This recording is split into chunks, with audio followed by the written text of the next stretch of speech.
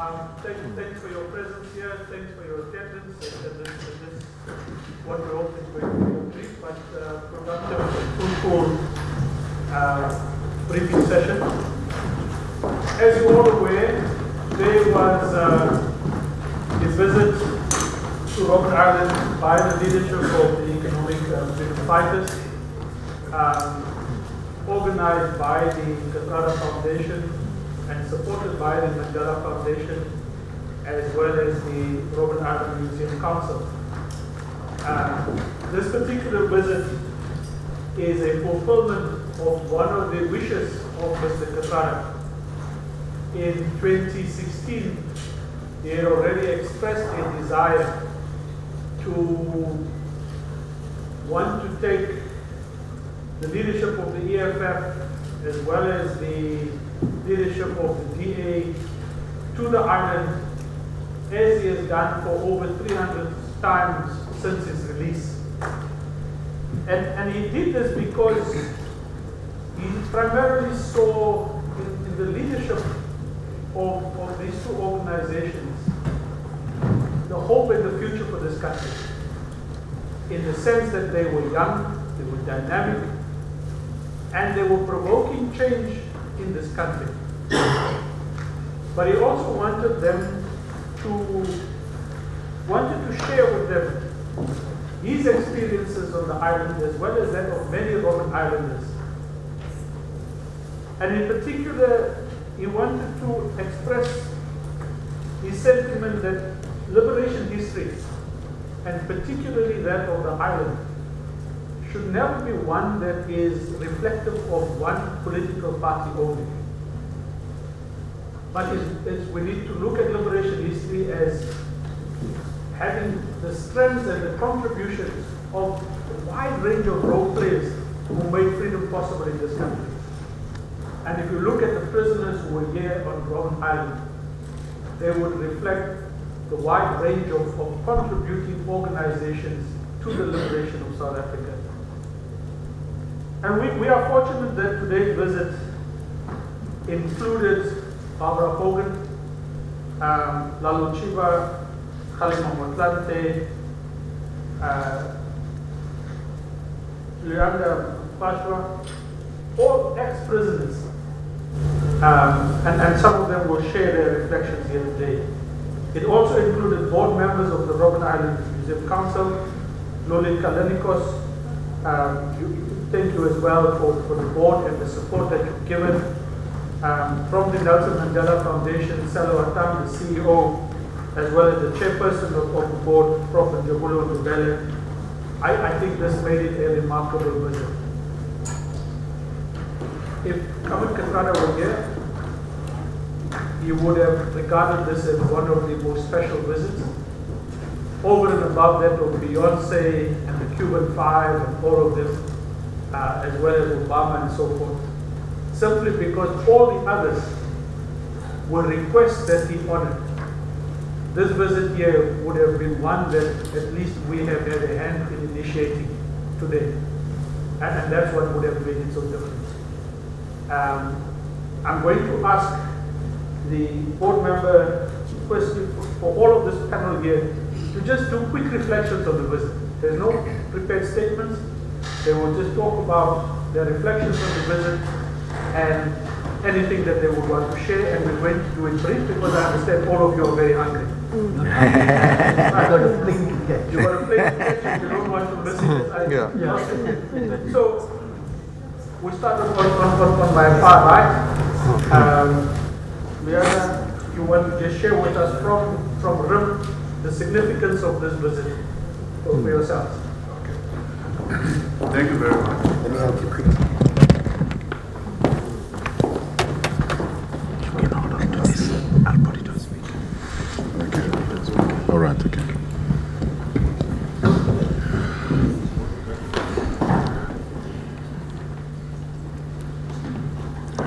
Okay, good afternoon, everyone. Name is Luyanda Mpatra. I represent the Council of Robben Island. I sit on the Heritage Committee of Council, which I chair.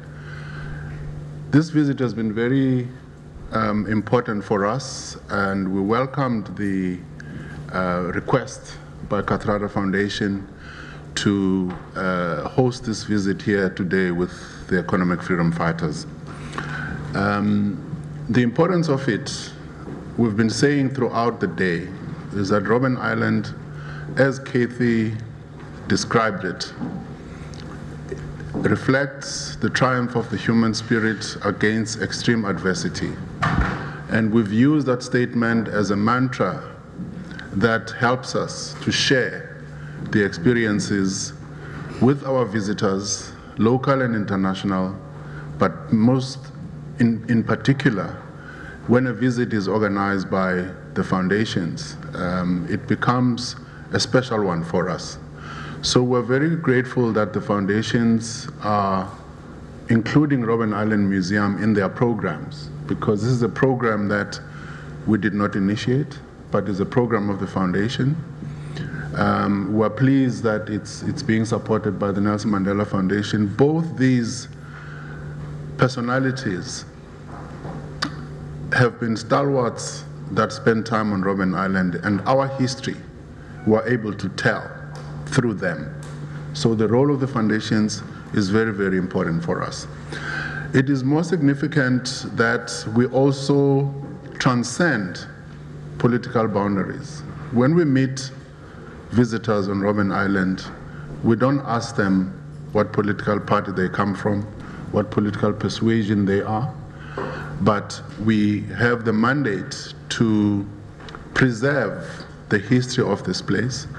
But obviously, we're particularly pleased that the economic freedom fighters, with their chief, commander-in-chief, chose to come and visit us here.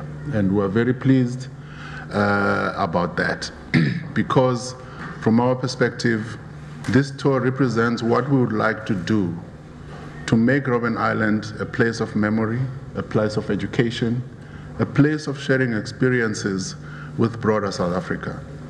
And it has been a pleasure, therefore, to host it with Comrade Lalo Chiba, who himself spent time on the island, so he was a tour guide today. Let's just make that clear. It was a great pleasure to share it with Comrade Kgalema Motlanthe, former Deputy President, former President. He was a tour guide today. And from my perspective, I've shared a cell with him. So I'm meeting a comrade with whom I spent a lot of the years that I spent on the island. And obviously, it's been a pleasure to share it with Barbara Hogan, who, as we say in our narrative, Robben Island experience embodies all the experiences of other political prisoners who were separated according to gender and race. White prisoners were in Pretoria, black women were in Bloemfontein and Brandfort, and there were many other centers. So we would like that story to be told, and we're very pleased that Barbara could be here with us. And lastly, I have to thank our tour guide, Sobantu Stofile, who took over to run the tour on the side of the island, because that is their job, that is what they do with everyone. We couldn't, just because we're here as kind of so-called leaders, we would deny our tour guides their role which they play. So the museum is very pleased, and we're really thankful that we could share this experience with all of you. And we believe that this visit will perhaps send a signal to the rest of the country what Robben Island stands for. Thank you. Okay. Thank you very much, Sean. Good afternoon. Let me first acknowledge the chairman of the Nelson Mandela Foundation's board, Professor Njabulo Ndebele, and thank again the Kathrada Foundation for this opportunity. As we walked through the door, Sean came to Prof and I and said, "How was it? Was it good?" And I said, "Well, that's an understatement of the century.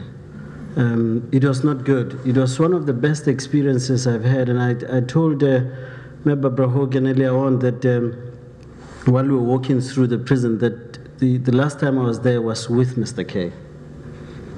And one of the things he said to the staff of the Nelson Mandela Foundation was how he looked at those cells and he said, I look at our experiences and I ask myself, how can people spend so much time in this place, 10 years, 15 years, 18 years, and yet they forget where we come from. And they don't want to deal with the indignity that our people suffer every day, that comes, the violence that's meted out at them by poverty, the violence that's meted at them by state mechanism that doesn't want to do what needs to be done, by the violence meted out at them, even by business, how business conducts itself. And he couldn't understand that.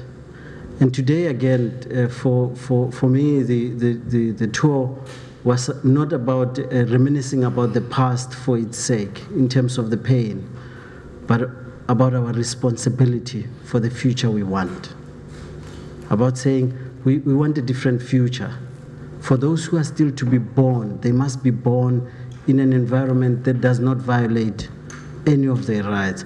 And finally, I know we have to be brief, is also to say, if there's one thing to the EFF leadership now directly that I would wish for us to have at least learned from the experience, is that that experience that Dela Luchiba said, the level of indignity that came with it, how you'd be stripped as a man, and you then have to stand in front of others, and there were some things they fought against, that as you fight, you don't normalize violence. In other words, in every structure that we try to build, we build in such a way that we shake things, but we shake them responsibly. So I would wish to say to the leadership of the EFF, I couldn't have asked for a better tour. And I'd like to thank each one of you for having made it such an enriching experience. The intergenerational mix that was there, the questions that were asked, left me with a sense of hope, not only for the EFF, but also for the country that we want. And as parliamentarians representing me in that parliament, representing my children and those who are still to be born, may you build an institution that's accountable to all of us, an institution that wants to hold those who don't want to fly the flag high, the South African flag high, hold them accountable. Because it's only when you hold them accountable that we feel that left with a sense of comfort. Thank you very much.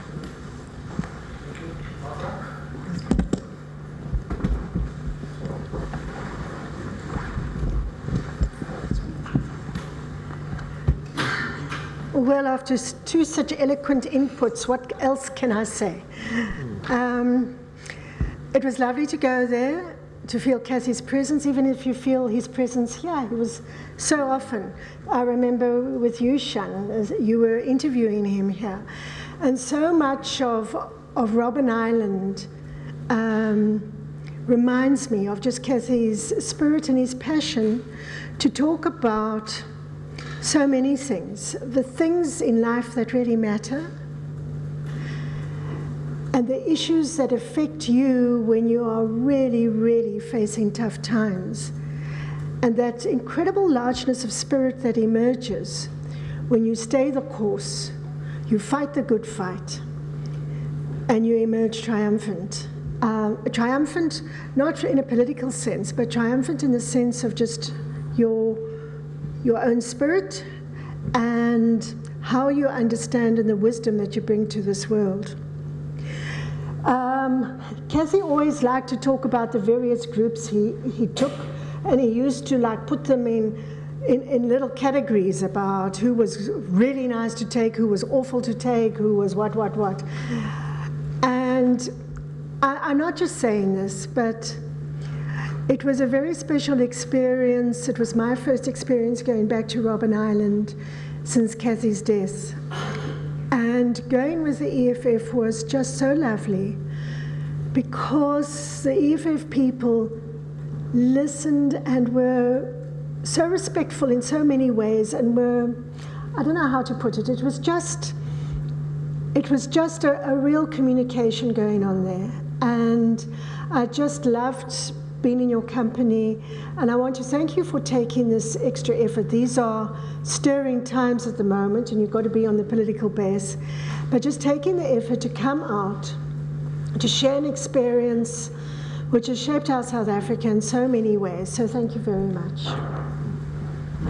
After the media will ask with the color of your jersey. Yes. No. Can I show? I've got blue pants on. Okay. Yeah. I tried to get something yellow, but then everybody said yellow, red, and blue simply doesn't go together.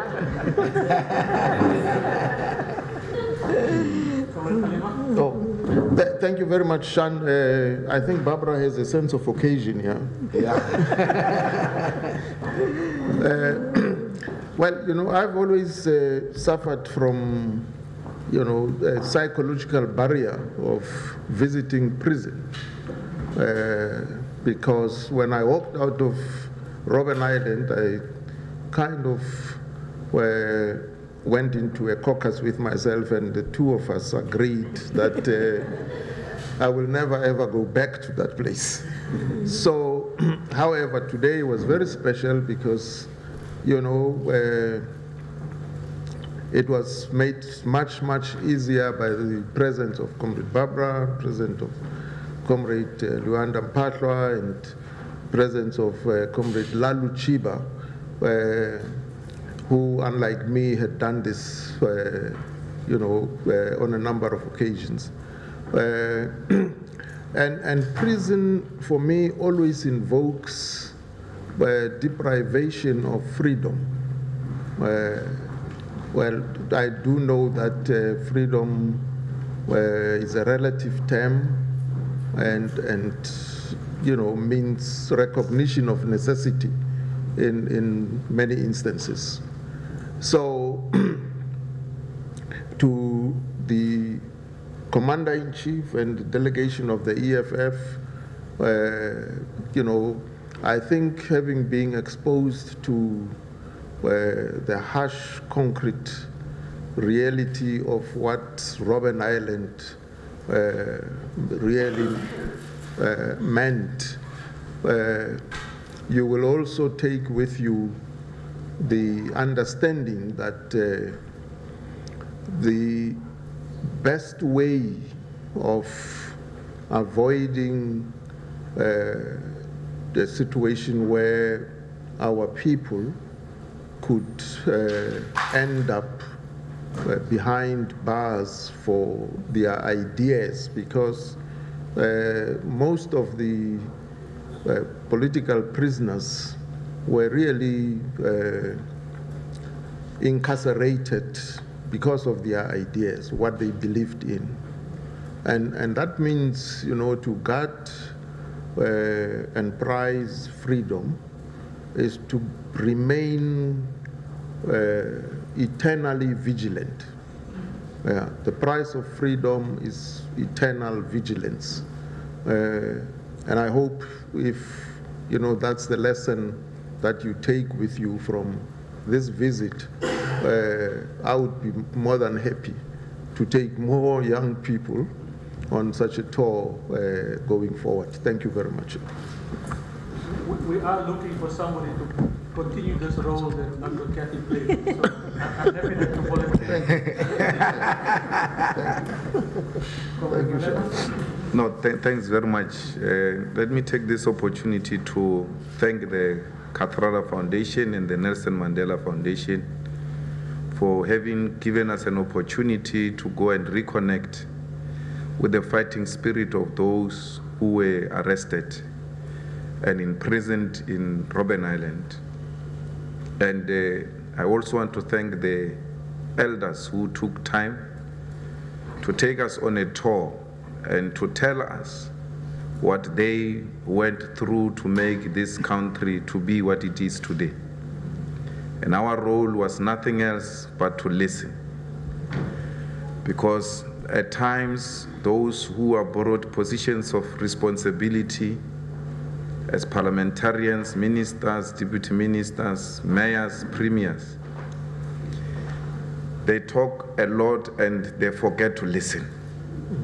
And as a result, they miss important aspects of issues that they have to deal with.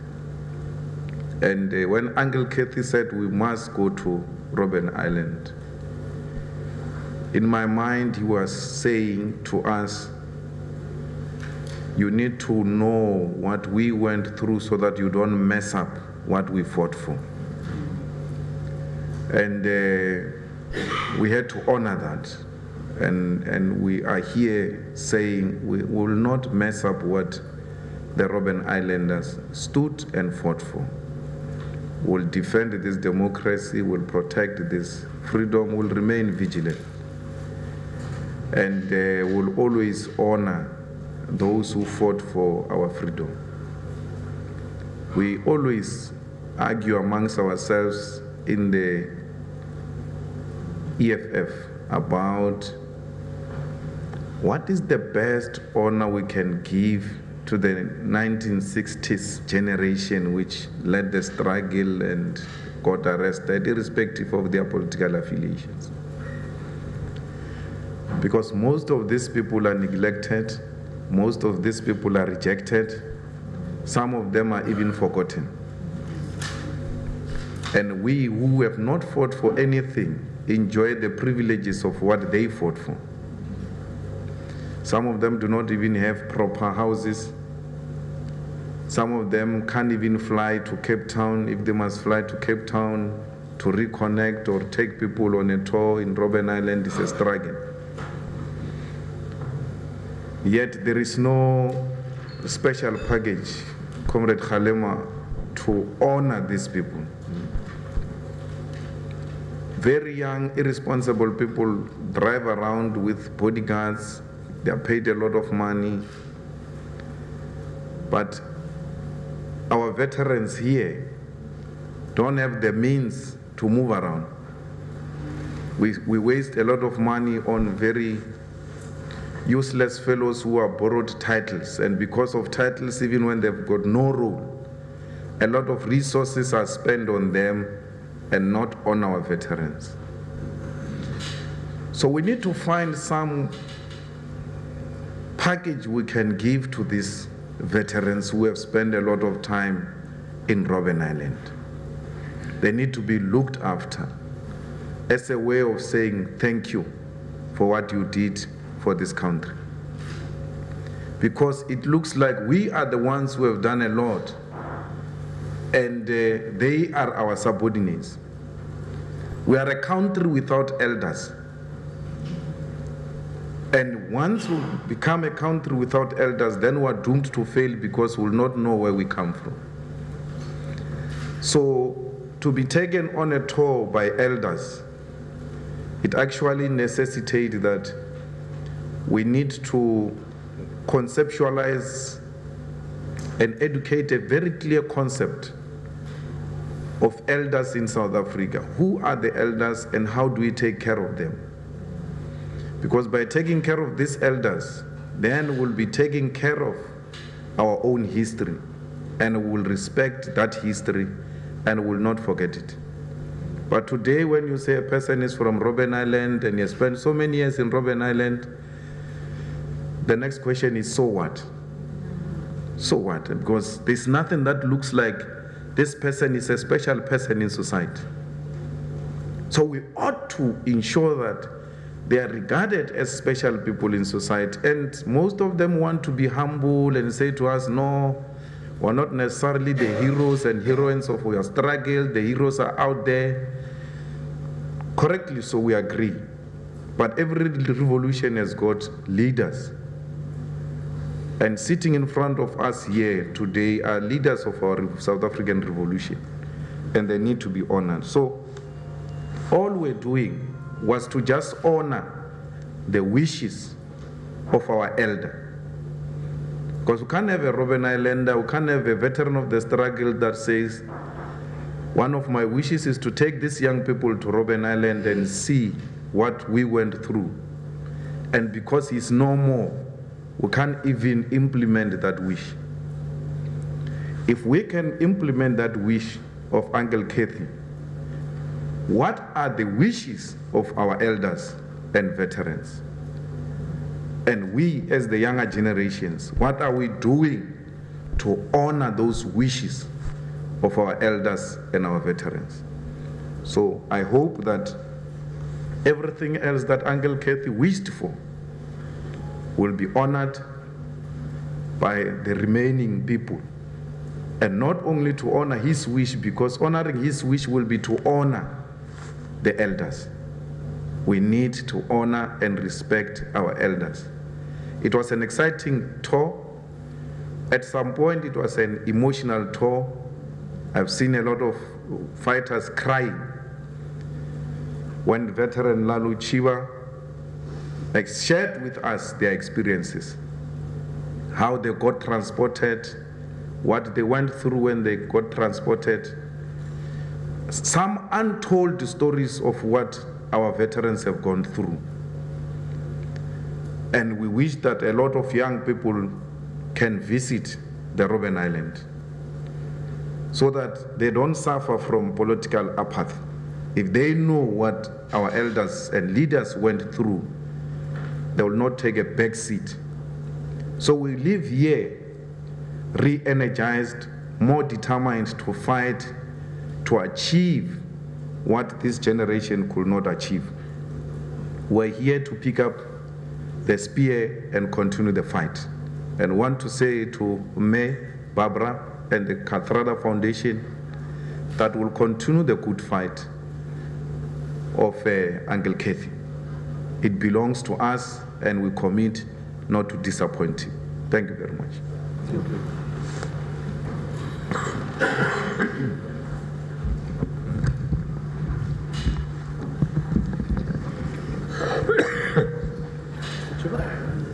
Yeah. Thank you very much, Sean. Good afternoon. First of all, I want to say something about this little trip that has been made today to Robben Island with the leadership of the EFF. Some time ago, as Sean said, Kathy expressed the wish and the desire to take a delegation of the EFF to Robben Island. But before he could do so, he unfortunately passed away. And we in the Kathrada Foundation felt that he had made a promise, and we will honor that promise. We will see to it that his wish will be fulfilled, and that is why this particular trip has taken place. We are actually carrying out something that he would have carried out had he been around with us. That's the first point I would like to make. Secondly, as I have explained already, you know, Robben Island cannot be a monument to those who underwent hardships. It cannot be. But what it can be, and it is the triumph of the human spirit, as Kathy says, over adversity, over the forces of evil. This is what Robben Island actually represents. But the point I'd like to make, I made it earlier on, and I made it on the occasion of the site that was established on the question of his birthday, that was last Sunday.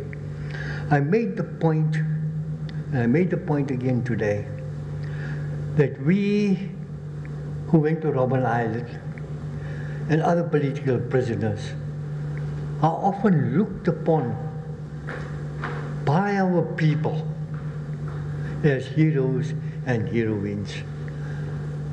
Now this is understandable, no doubt about that. It is understandable. But who are the true heroes and who are the true heroines of our struggle?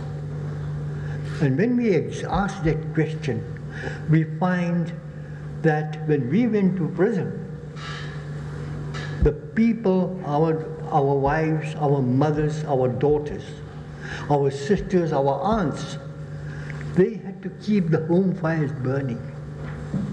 Never forget that. That's the first thing.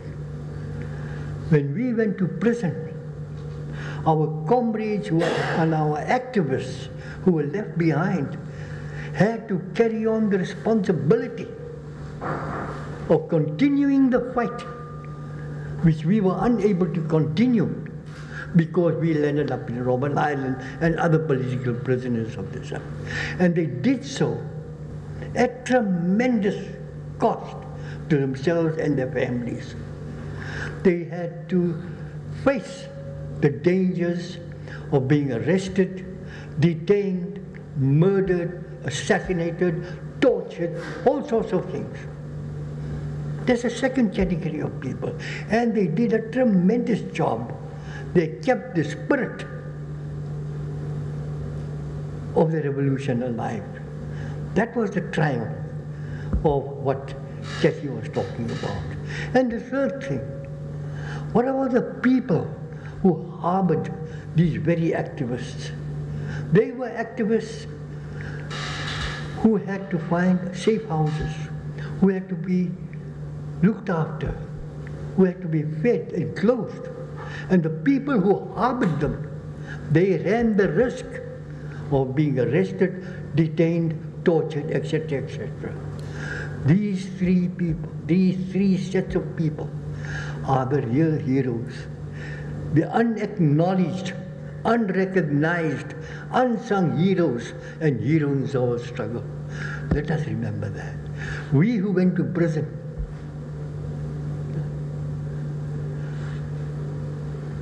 no matter how bad the food was, no matter how tough the conditions were, we had 3 meals a day. Today, 17 million people go to bed hungry every night. Let us remember that. We slept on a concrete floor for 15 years. Today, millions of our people live in the camps, live in informal settlements, at the mercy of rough natural elements. These are the heroes that we must never forget. Thank you very much. Now, Lalu will turn 87 in November, and his birthday coincides with Guy Fawkes, which is why he then went to jail for blowing up things. But the unsung heroines that he talks about is 3 daughters that he left when he went to jail. We have been forcing him to write his story. Just the process of getting that draft done is a book on its own. But I hope in the last week you've made some progress. So we don't want to put time frames again, but at some point this book on Lalu Chiba will come out as well. Friends of the media, we open for discussion, questions. We have a few minutes. I know you'll get to the airport. All right, can I just note who? All right, got one hand at the back. 2? Okay, that's it. Let's start with there. You're going to have to scream. Thanks, Greg. Mr. Walton, you mentioned that UNCTAD wanted to take marches to the EFF because of the DA. Was there a reason that the 2 trips weren't combined? Do you intend to take this to my mind in the future? I just got a message from the DA now that they want to talk to me about organizing that. So they've seen. We've made the requests, but we were waiting for organizations to respond to those requests, and well, the DA has responded. We'll set the dates for sometime in September or October with them. And there was a hand here? Yes, I just had to find out from everyone who visited today, what was the most special moment on the trip today, or the most memorable part of today?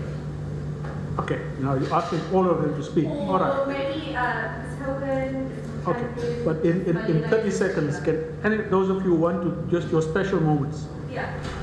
All right. Yes, and then we'll have to come down again, so that the mic system. Yes. Sorry. Dropping everything now.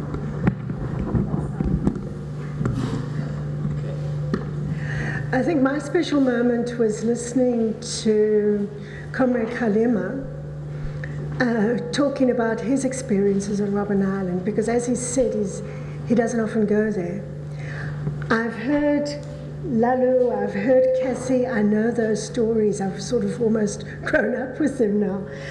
But Comrade Khalema has a particular story to tell. And I found it really, really compelling about living with a whole number of people in one cell.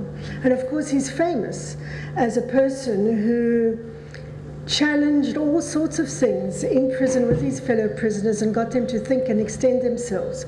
So that was very special, Comrade Khalema. Just to hear about your experiences, it was amazing. Who were the others that you wanted to? That's fine. Hello, did you want to say something?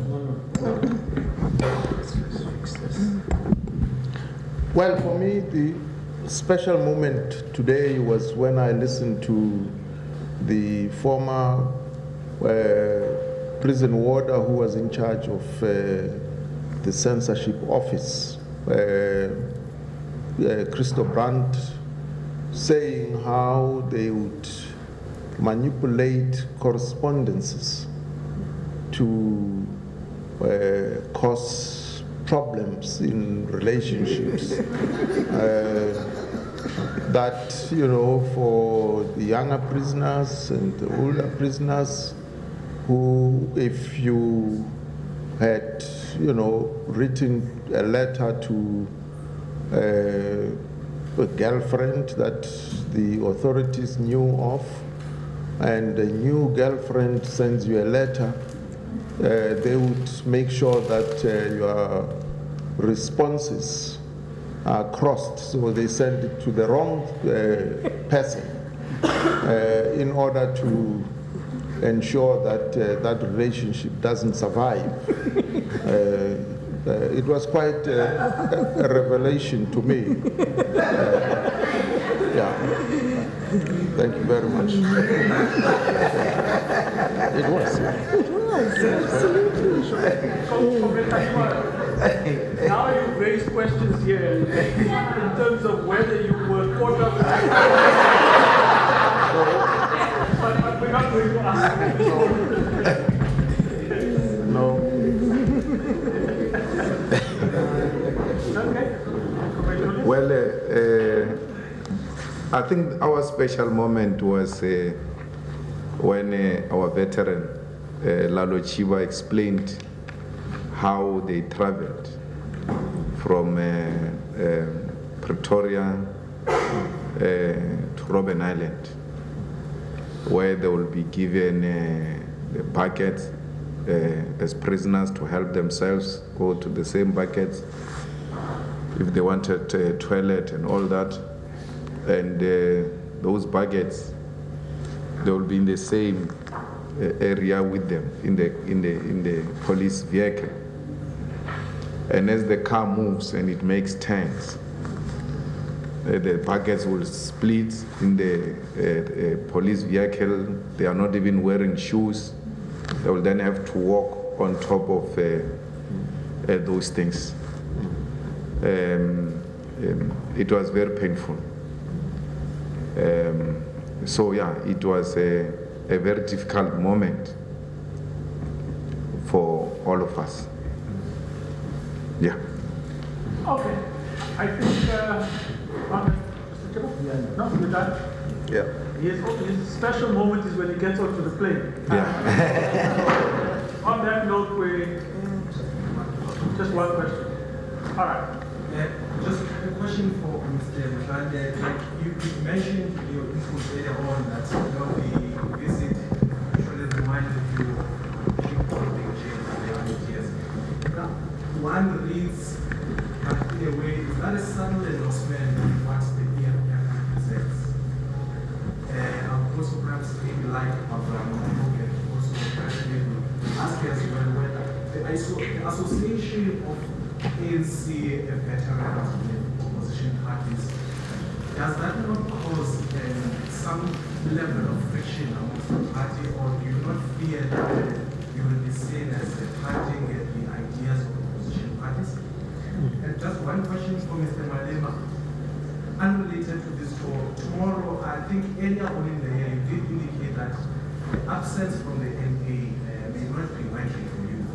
Tomorrow, what's your plan? I'm going to attend the House sitting tomorrow, the Q&A question with the President, and what can I expect? I trust you to sneak in those things. Okay? Which one? Which question? It's a question about... Oh, no, about fear. No, I have no fear whatsoever. Thank you. No fear whatsoever. Yeah. I'm the same. Yeah. We live in a society of just where I think the greatness of it is that people have the right to have their ideas, and no one should be persecuted for trying to improve the lot of South Africans. And from whatever quarter they come from, people cannot be prosecuted for that. We're not a liberation movement that says we are the liberation movement and no one else can liberate. No. Yeah. And lastly, exactly. From the side of the two foundations, we are not partisan structures. We would be working with all political formations, all civil society structures, in order to pursue the core objectives of both foundations. So we're not afraid of any of those kinds of campaigns. Am I right, sir? Yeah, that's correct. Okay. Thank you. Lastly, well, the other thing is that for anyone to persecute the leaders of the revolution on the basis of their recognition of existing legal political formation, that person will be naive, because these people were not fighting for the ANC, they were fighting for South Africa. And you all make that mistake of wanting to remove our national heroes from being national heroes into being party heroes. Because their stay in Robben Island and in different prisons was to liberate every one of us here. And that's why even if the trip was with a DA or anyone else, the ANC people that ask the foundation want to join, we will never have a problem with that, because we know that Robben Island, Robben Islanders, struggle veterans, although they come from political parties, but they fought for all of us, and therefore they belong to all of us. And it's not only about ANC people, it's also about us. Someone can say, but why are you seen touring with ANC people? Yes. It can be us. You want to go back to the ANC, why are you touring with the Kgalema Motlanthe and all those type of things? But this is a former president of South Africa. These are leaders in their own right, and they are associated with the Kathrada Foundation. And this has been organized by Kathrada Foundation and supported by the Nelson Mandela Foundation. And these foundations, they are continuing the legacy of our national heroes. Tomorrow we're going to the National Assembly because we are members of Parliament. I don't know, it's tomorrow. Yeah, so tomorrow we're taking a decision not to participate in Parliament when President Zuma comes, because we don't recognize him as a president. But we realize that when we are not inside the house, he behaves like he owns that territory. So we must go back there and then put him at his place. And that's what we'll be doing tomorrow. So will participate in asking Duduzane's father the questions. And many people don't understand why we call him Duduzane's father. When you call a person a president, you simply mean the father of the nation. President means a father of the nation. But once you start doing things for your family and not the nation, you cease to be the father of the nation, then you become the father of your family. And you should be addressed as such. Ratanang's father, Duduzani's father, Katekani's father. If you are waiting for your family, you cease to be president, because the president is the father of the nation. So you abdicate that responsibility, and then you only serve your family. You shall be referred as such. And the president is the one that becomes the father of the nation. So a man who has spent most of his time servicing his family, turning his family into multi-billionaires, he should be referred to as such. And tomorrow we'll be reminding him that you have left the office long time ago. You are no longer saving our people. You are saving your own family, and you are even trying to secure it even for the future when you are not there. That's why everything else, it should be in your family, and everything else should be somehow related to the Zumas. So that's what we'll be doing. We'll be doing our job tomorrow, holding the executive accountable. Thank you. And to close, I ask Comrade Lalo just to present this to Julius. Oh, yeah. And then there's a copy for each of the EFF delegates here.